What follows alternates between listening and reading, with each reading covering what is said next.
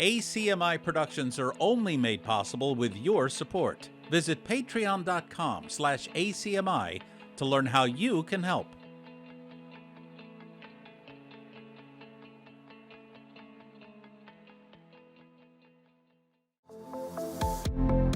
The following program is brought to you by Arlington Community Media, where we tell your story.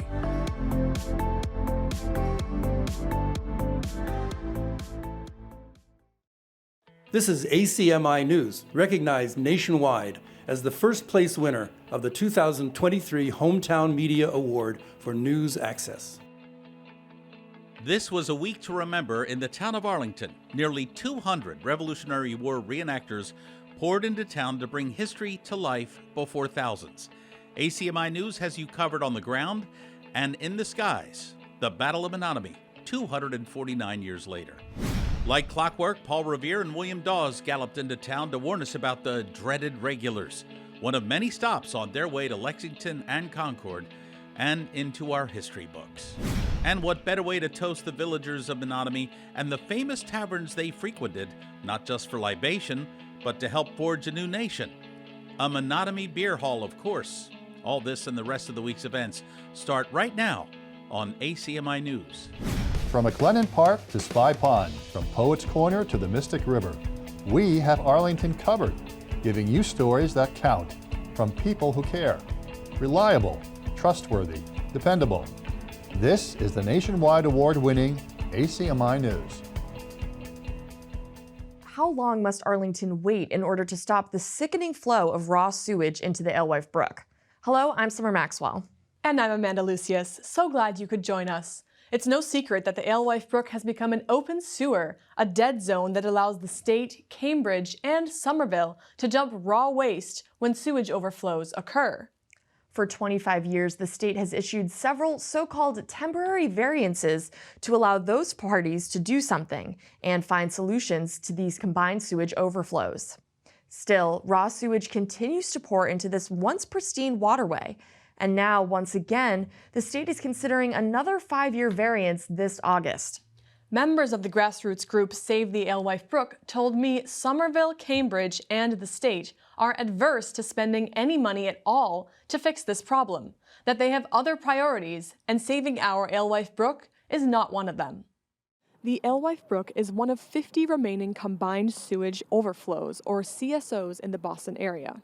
These were constructed in the 1920s and 30s to prevent sewage backups into homes during heavy rainfall or flooding. While most CSOs are regularly monitored for quality, this one emits around 51 million gallons of untreated sewage every year. That's 44 million gallons over the permitted limit. How is this possible? The Massachusetts Department of Environmental Protection has been waiving water quality standards for the past 25 years, supposedly while projects eliminating or reducing CSO waste were being designed. So far, Arlington hasn't seen any changes. The MWRA has always been very clear that they want to downgrade the water quality of the Alewife Brook, so it's unnecessary for them to meet the treatment standards that would protect the health of this community. For 39 years, they've had the obligation to clean up all these water quality problems, but we don't see the benefits of a cleaner Alewife Brook because they haven't done the job here. The permit that has been allowing the MWRA to delay employing a more permanent solution to clean up this ancient brook is set to expire August 30th of this year, which is why the state is asking for yet another 5-year extension when the current variance runs out. If that happens, you can be sure the putrid smells and the potentially dangerous health hazards will continue. What the entities that have the CSOs have told us is they're going to do nothing new for the next 5 years. So we'll have the same sewage going into the brook for the next 5 years. The conditions which are in DEP's draft variance are insufficient to protect the health of people living in Arlington. I think that's a major concern. Members of Save the Alewife Brook say the state's reluctance to take action appears to be financial. As of now, dealing with the CSO in the Alewife Brook is not even part of the current budget. The only reason this variance is even being considered is because they're for saving costs. The dischargers, MWRA, the City of Cambridge, and the City of Somerville, who own this outfall right behind us really are adverse to spending any money at all on treatment of CSOs. They have other priorities, and this is obviously not one of them. Save the Alewife Brook is working to prevent or change the upcoming variants to include stricter water quality standards, filters, and hazard warning systems around active CSOs.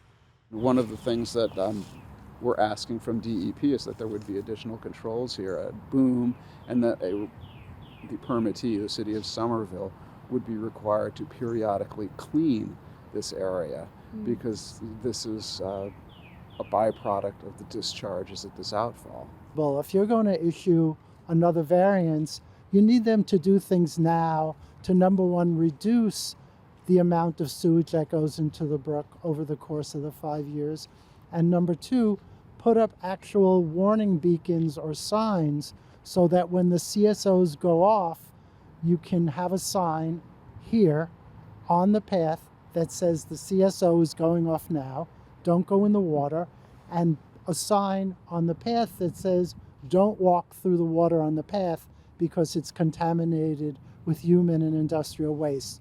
On April 9th, concerned residents met with the Mass DEP in a virtual public hearing to demand Cambridge, Somerville, and the MWRA to reduce CSO sewage discharges now.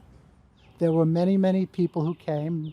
People were outraged that they would issue another variance. People talked about what the brook meant to them, how important it was, and how unacceptable it was that untreated human and industrial waste continue to be dumped, and that MWRA, Cambridge, and Somerville basically use Alewife Brook as an overflow sewer for their human and industrial wastewater.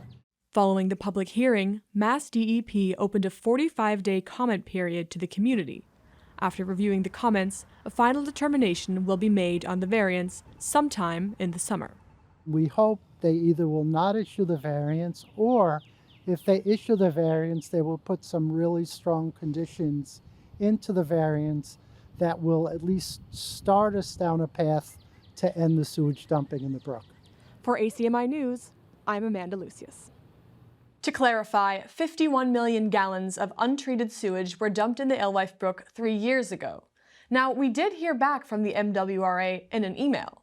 It says in part, since its creation, the authority has spent over $900 million to reduce CSO volumes by almost 90% across the service area. $108 million has been spent on the Alewife Brook and Mystic River, where flows have been reduced by 77% and 41% respectively.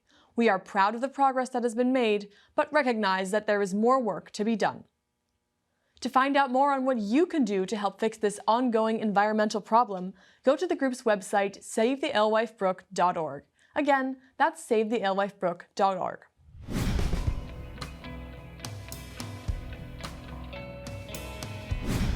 Arlington's annual town meeting is now underway. You may recall the Select Board voted to delay the opening date from Monday, April 22nd to Wednesday, April 24th, so it wouldn't interfere with the first night of Passover. On Wednesday, May 8th, there will also be a special town meeting to discuss a separate warrant, which is being mailed to Arlington households. That's in addition to the 60-plus articles that will be considered this go-round. Town leaders are also thinking about an adjusted end time for this year's town meeting.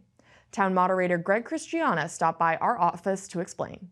Yeah, 60 some odd articles in the annual town meeting. We're also going to have a special town meeting that's going to be embedded within that, which has a handful of articles. So it's, as far as Arlington standards, it's lighter than I think that we've had in some of recent years where we've gone up to like 90 articles. So there's nothing that I think stands out significantly from the rest like we've had like in other years. Like for instance, like in October we had a special town meeting with a lot of zoning articles, and the kind of the main event of that, so to speak, was the MBTA communities overlay districts. So we're going to have another vote on the actual district maps this time around in the special town meeting. But it sounds like it's largely going to just be like a vote on what we already deliberated back in October. So I don't think there's going to be like the level of debate and like amendments, for instance, that we had last time. There are articles related to changing the start and or end times of town meeting. And so I've been busy with the Town Meeting Procedures Committee to consider those articles. We won't offer like a formal recommended vote to town meeting. That's really the purview of the select board. But the Procedures Committee is in the process of developing kind of conclusions and recommendations that we have, which hopefully will be useful for the select board and the meeting to kind of come to a decision. We might try something this year as far as adjusting like the end time, for instance. It might choose a night that we might do like a trial on changing the start time. We want to be sensitive to everyone's schedule. So if we do anything like that, we'll give plenty of advance notice. We're not going to just kind of change up the schedule because we know that could wreak havoc with people's personal and professional schedules. So. All right, so things get underway on April 24th. You're about to be very busy in the upcoming days. That's right. We're already getting busy already. So, yeah. You can get the latest on this year's town meeting by going to the town website, arlingtonma.gov/town meeting. Again, that's arlingtonma.gov/town meeting. And as always, ACMi will cover town meeting in real time. If you can't make it to town hall, watch it right here on ACMi. Just go to acmi.tv.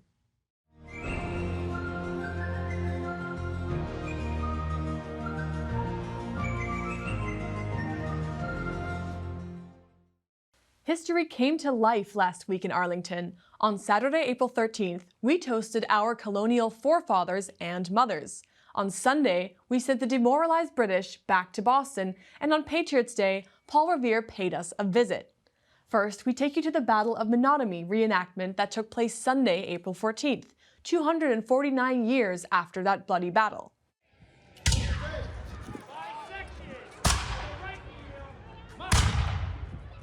Nearly 200 reenactors poured into Arlington on Sunday, April 14th, to bring to life the Battle of Menotomy, day one of our Revolutionary War.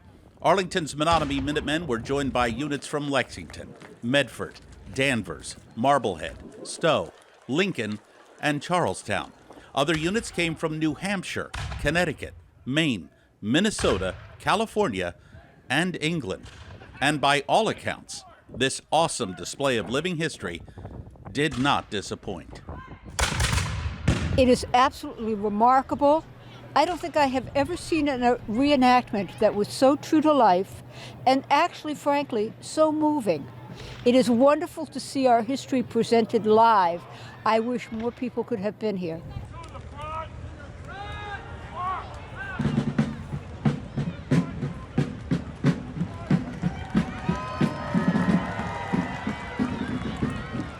From Mount Vernon to Franklin Streets, the regulars of the Minute Companies fought along the famed Battle Road as thousands of spectators lined Mass Ave.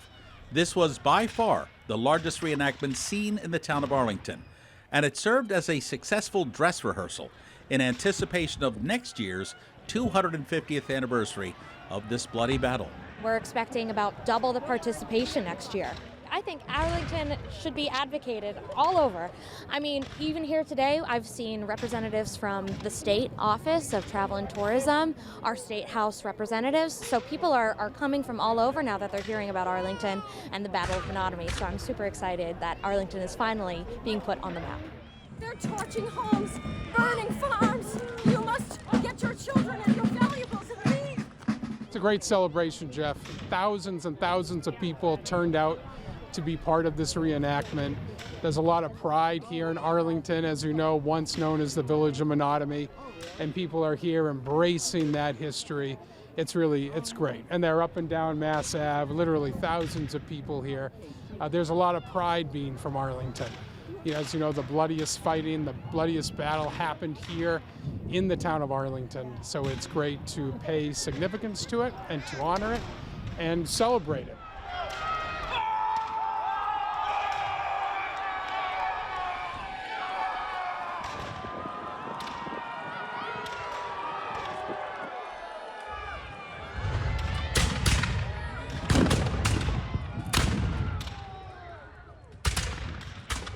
I think it was wonderful, and I got, from my standpoint, a first-class history lesson associated with this. We had no idea about the battle that went on here, the significance associated with it. I had been to the reenactments at Lexington and Concord. This is, I would say, top shelf.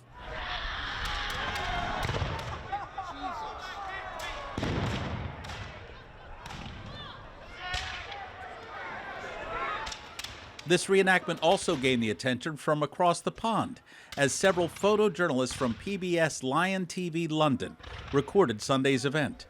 Okay, so we're over here, we're making a documentary about the war that took place nearly 250 years ago. Are you hoping for a different outcome this year? Yeah, we're learning from us, come learn from our mistakes from the past and see if we can, if it happens again, what we can do next time.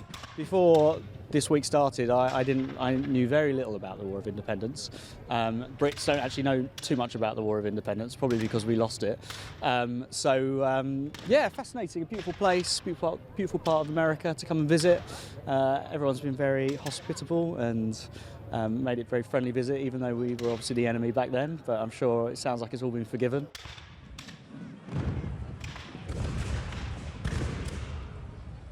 Judging by the thousands who lined the streets to watch the largest reenactment ever in this town, the 249th anniversary of the Battle of Menotomy will not soon be forgotten.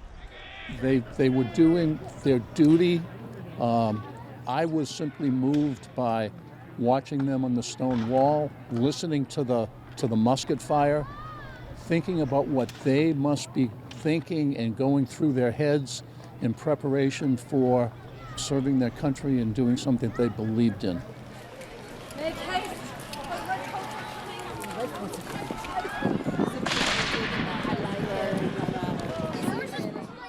For ACMi News, I'm Jeff Barnes. Our hats off to the reenactors, all of whom gave us a front row seat to Arlington's storied history. And none of this happens without Leader Bank, the sponsor for all of Arlington's Patriots Day weekend events. Also, ACMi had cameras all along the battle route. You'll see more of this incredible event later in this newscast. The events leading up to the Revolutionary War are well covered in our history books. The Dallin Museum helped bring those pages to life last week with Paul Revere-inspired poems and this town's rich colonial history. Arlington's famed sculptor Cyrus Dallin, of course, is the artist behind the iconic statue of Paul Revere in Boston's North End.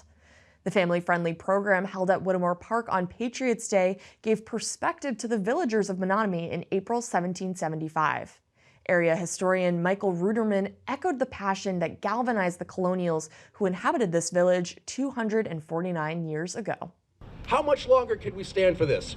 Is there any misunderstanding of why the rage boils over? I'm not a violent man, but if I had been in front of the king's house and those bloody lobsterbacks were aiming their weapons, I might have thrown a snowball or a chunk of ice at them too, but no, they massacred the crowd.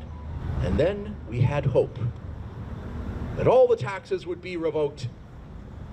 But the king said just one more on tea. Can anyone imagine a life without tea? And still we have to pay a tax to Parliament. Taxation without representation? No. No, we said. We will not pay the tax on tea. No, you'll not unload it at the harbor. We'll unload it for you. Meanwhile, the Dallin Museum is planning its summer schedule and holding an online auction. If you're interested, just go to their website, dallin.org. Again, that's dallin.org. Immediately following the Dallin event at Whittemore Park on April 15th, we saw a pair of riders gallop into town, stopping at Town Hall to cap off a very sunny Patriots Day. We must admit, Paul Revere and William Dawes looked astonishingly well for being nearly 300 years old. And to honor their legacy, we fashioned a little poem for the occasion. So little, in fact, that Longfellow need not worry.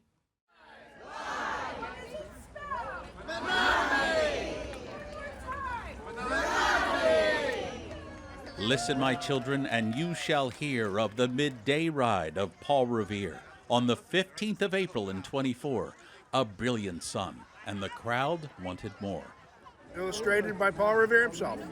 That's all right, pal. There was pizza and popcorn as the folks did await for Revere and his horse with a locomotive gait.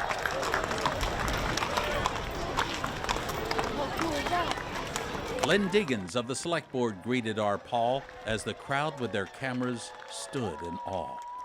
Children of every age wished to greet the horse. A mare named Brown Beauty was Paul's horse, of course.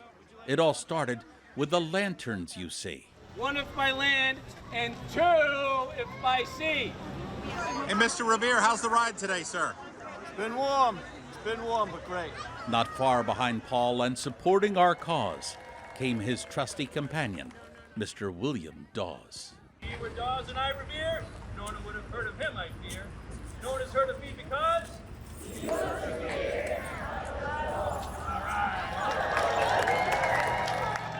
Under a rising, not a setting sun,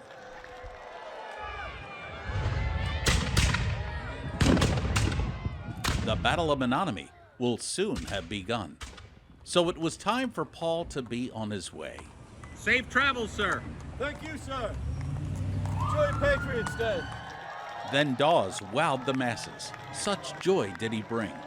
Will the crowd be here next year to see the same thing? Yeah, I think so. How about you? Yeah.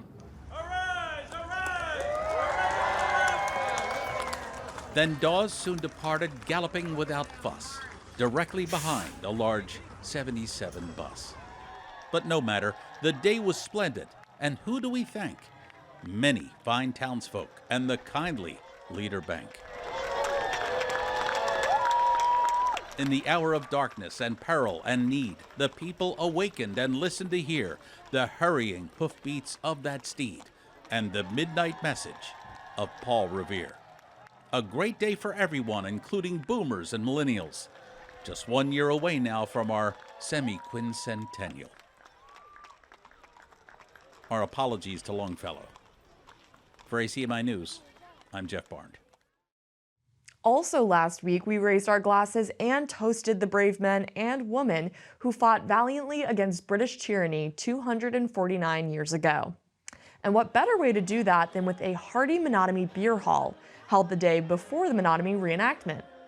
Modern-day Patriots crowded Town Hall on Saturday, April 13th at this beer hall, sponsored by the Menotomy Tavern and the Arlington Brewing Company. The taverns and inns of that period and the alcohol served played a major role in colonial life.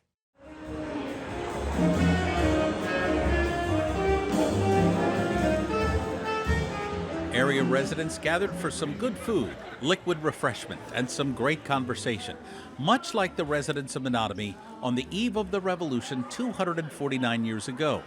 And like those taverns of yore, they congregated here at the Town Hall Auditorium, toasting those brave souls who came before and imbibing on one of the most popular concoctions of 1775 colonial America, beer.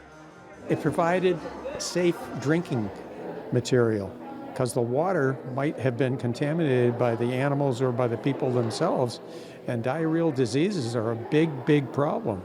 Today we drink much less alcohol than the rebels and redcoats, about 3 times less. It was absolutely exponentially more than the average American drinks today. But the hardships they endured are the stuff of legend. And back then, life expectancy was in the 40s. That we're all recognizing the importance of taverns, not just, yes, for drinking and social life, but also as meeting places, as critical meeting places for the revolutionaries. Especially in the run-up to the revolution, they became places to read papers and plan and plot and also drink, of course. We've designated the entire period of the 10th through the 19th Tavern Week here in Arlington to recognize the importance of tavern life here. And taverns, or ordinaries as they were called, did much more than just dispense alcohol. It was not only a place to have alcohol and serve alcohol, but a place where people might come and hammer out a disagreement, create legislation. At this modern-day beer hall, we're not only toasting the brave souls who fought for our liberty, we're actually connecting with our past, sharing the very same concoction that fueled the day-to-day grind of 1775 living, while at the same time demanding a permanent separation from a tyrannical king. And then witnessing firsthand the unspeakable horrors that separation would cost. a great thing to have in our community. Arlington beer brewed by the Arlington Brewing Company. How cool is that? In downtown Arlington, in Town Hall. Yeah, awesome. You know, we had the Cooper Tavern here. Everybody met there, drank beer, and figured out their plans, including beating the British for our War of Independence. How cool is it to be drinking beer in the same spot where all these guys did it 249 years ago? Yeah, it's awesome. I think I may go to the reenactment of the battle tomorrow as well. Isn't it nice to see Arlington finally getting the props it deserves? Yes, absolutely. Indeed, alcohol played a major role in everyday life here in the colonies during our War of Independence. Because of beer, or in spite of it, we were able to take on the largest military force on the face of the earth, gain our independence, and then establish our own government, all while beer was coming along for the ride. It makes one want to rethink the term spirit of 76. Reporting for ACMi, and tippling a cold one. Cheers. I'm Jeff Barn. Okay, let's go back to the village of Menotomy 249 years ago. Thousands of people lined Mass Ave for the largest battle reenactment ever in Arlington. The Battle of Menotomy was brought to life all along the battle route, now Mass Ave. And ACMi had cameras on the ground and in the skies over Arlington. Here's one more look at the Battle of Menotomy 249 years later.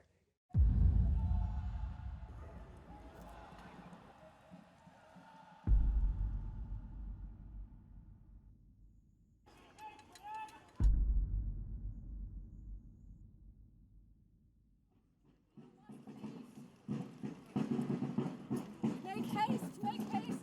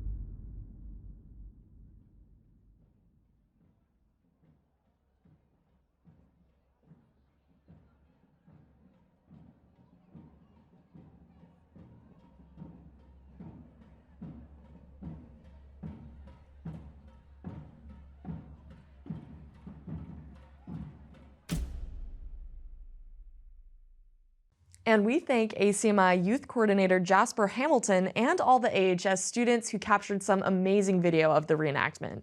This was a week for the ages. That'll do it for this week's edition of ACMi News. I'm Summer Maxwell. And I'm Amanda Lucius. Thanks as always for joining us. Do you want to see how we put the newscast together here in Arlington? Stop by and pay us a visit right here at 85 Park Ave on Thursday afternoons between 3 and 5 p.m. And if you have any news tips for us, stay tuned. In just a few seconds, you'll find out how to contact us. Meantime, we will see you back here next week. Take care. You can always check out our latest segments and newscasts on the web at acmi.tv/news. And don't forget to like us on Facebook and follow us on Twitter and Instagram at ACMi News. Make sure to subscribe to our YouTube channel as well. You'll find us at youtube.com/ACMi News. If you have any news tips for us or wish to become a citizen journalist, we'd love to hear from you. Email us at news@acmi.tv or stop by ACMI Studio A at 85 Park Avenue. ACMi productions are only made possible with your support. Visit patreon.com/ACMi to learn how you can help.